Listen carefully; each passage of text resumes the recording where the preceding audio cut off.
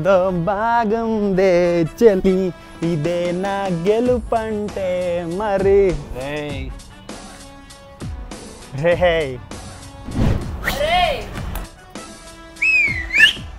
ఏరా నువ్వు ఇంకా చచ్చిపోలేదా? నేనా? ఎందుకు? మీ వాళ్ళు ఆటతో చంపేశారుగా అందుకే. పాప ఒకటి గుర్తుపెట్టుకో, కాన్ఫిడెన్స్ ఉన్న టీం ఈరోజు ఓడిపోవచ్చు కానీ రేపు గెలవచ్చు, కానీ ఓవర్ కాన్ఫిడెన్స్ ఉన్న టీం ఈరోజు గెలవచ్చు కానీ రేపు ఓడిపోతుంది. మేము తలకెక్కిన పొగరుతో రావట్లేదు, తల తన్నే పొగరుతో వస్తున్నాం. హలో, మీరు హ్యాట్రిక్ కొట్టింది ఓడిపోవడంలో గెలవడంలో కాదు. కొంచెమైనా బాధ లేదారా?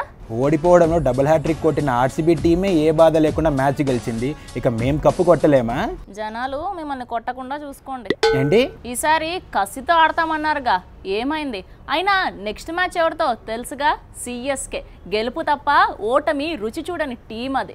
ఓడి ఓడి కసి మీద రెడీగా గెలవటానికి ఉన్నాం, మీరు జాగ్రత్త. కసితో కత్రినా కైఫ్ కూడా ఉంటుందిరా. ఇది ఇలాంటి మ్యాచ్ కాదు, ఐపీఎల్ మ్యాచ్.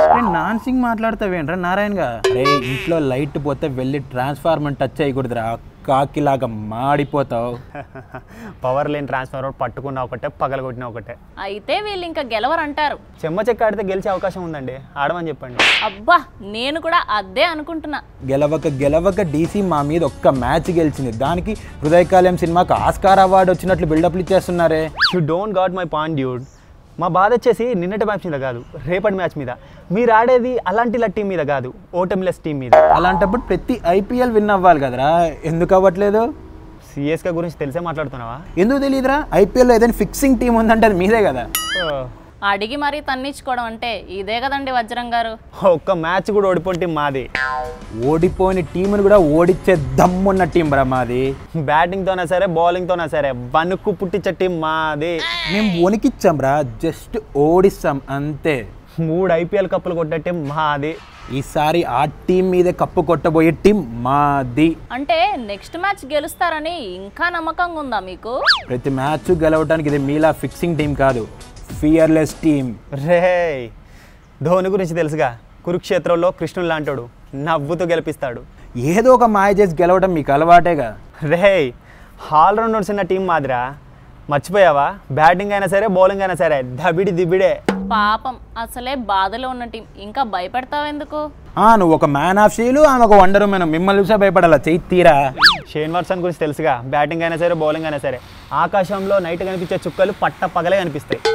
లాస్ట్ మ్యాచ్లో ఇన్నర్ స్వింగ్ వేస్తే పట్టుమని 10 రన్లు కూడా కొట్టలేదు, ఆడి గురించి అనవసరం. నెక్స్ట్ డూప్లిసిస్ గురించి తెలుసుగా, బట్టలు ఉతికినట్టు ఉతికేస్తాడు. ఒక మ్యాచ్ ఆడితే ఇంకో మ్యాచ్ ఆడు, ఆ మహాన్ బాడు గురించి నువ్వు చెప్పడం ఒకటి అనవసరం. నెక్స్ట్ సురేష్ రైనా ఫామ్లోకి వచ్చాడా, పాయింట్లు తడిచిపోతాయి. ఫామ్లోకి రాకుండా చూసే బాధ్యత మాది. నెక్స్ట్ కేదార్ జాదవ్. ఆగు, మొదట్లో ఫస్ట్లో బ్యాటింగ్ ఇచ్చేవాళ్ళు, ఇప్పుడు లాస్ట్ వరకు ఇవ్వట్లేదంటే వాడు వాల్యూ ఏందో అర్థం కావట్లేదరా. నెక్స్ట్ మా బౌలర్స్ గురించి తెలుసు కదా, సైకిల్ దొక్కినంత ఈజీగా మిమ్మల్ని దొక్కేస్తారు బౌలింగ్లో. ఎవరితో పడితే వాడు తొక్కించుకోవడానికి మేమేమైనా తులసి రసం తాగడానికి వచ్చామనుకున్నావా? తోలు తీయడానికి వచ్చాం. అయినా 3 మ్యాచ్లు ఓడిపోయావరా, నీకు మాట్లాడే అర్హతే లేదు. How he talking like this? నాకేం తెలుసండి. రే ఎండిపి నాకు, నీకు ఈసారి దిగుద్ది గజం లోతుకి చాకు. అరే ఆల్రెడీ నీ పంచర్ ఫ్యాక్టరీకి పంచర్ అయిందిరా, ఇంకా మారలేదా? Very sad. పాపం, నిన్ను చూస్తే నాకు జాలేస్తుందిరా. అరే నిన్ను చూస్తే జాలికి కూడా జాలేస్తుందిరా. మీరు జాలి పడుతూ ఉండండి, మేము జాలిగా కప్పు కొడతాం. ఎందుకంటే మాకు ఈ 3 మ్యాచ్లు నేర్పించిన పాఠాలతో మీకు గుణపాఠం నేర్పిస్తాం. ప్రతి మ్యాచ్ గెలవడానికి మేము మీలాగా ఫిక్సింగులు చేయలేదు. ఒక మ్యాచ్ ఓడిపోయినంత మాత్రాన ఆడటానికి పనికిరామంటే మీరు చేసిన తప్పు ముందర ఆడటానికి అర్హత లేదు మీకు.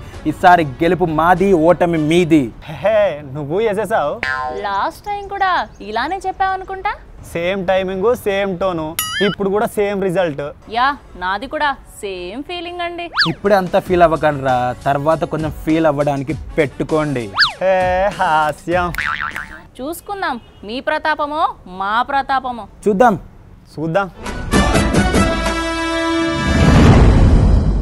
డిసెంబర్ అంటే క్రిస్మస్, జనవరి అంటే సంక్రాంతి, ఫిబ్రవరి అంటే వాలంటైన్స్ డే. మరి మార్చిలో ఏముంది అనుకునేలోపు వచ్చేసింది మన ఐపీఎల్. పిల్లల నుండి పెద్దల వరకు సెలబ్రేట్ చేసుకునే ఒకే ఒక్క ఫెస్టివల్ మన ఐపీఎల్ ఫెస్టివల్. రిఫ్రెష్మెంట్ కి రిఫ్రెష్మెంట్, ఎంజాయ్మెంట్ కి ఎంజాయ్మెంట్ ఇచ్చే ఒకే ఒక్క సీజన్ మన ఐపీఎల్ సీజన్. ఈ ఐపీఎల్ సీజన్ లో కొంచెం క్రేజీగా మన వాళ్ళకి సపోర్ట్ చేస్తూ మీకోసం మీ ముందుకు వచ్చేస్తుంది ఒక సరికొత్త ప్రోగ్రామ్ తో మా యోయో టీవీ. హలో, మిమ్మల్నే ఫిలిం సెలబ్రిటీస్ రియల్ స్టోరీస్ ఏంటో తెలుసుకోవాలనుందా? లేటెస్ట్ గా రిలీజ్ అయ్యే మూవీ రివ్యూస్ నేను చెప్తే వినాలనుందా? ఇంకెందుకు ఆలస్యం, యోయో టీవీని సబ్స్క్రైబ్ చేసుకోండి. అలాగే మర్చిపోకుండా యోయో టీవీ యాప్ ని కూడా డౌన్లోడ్ చేసుకోండి.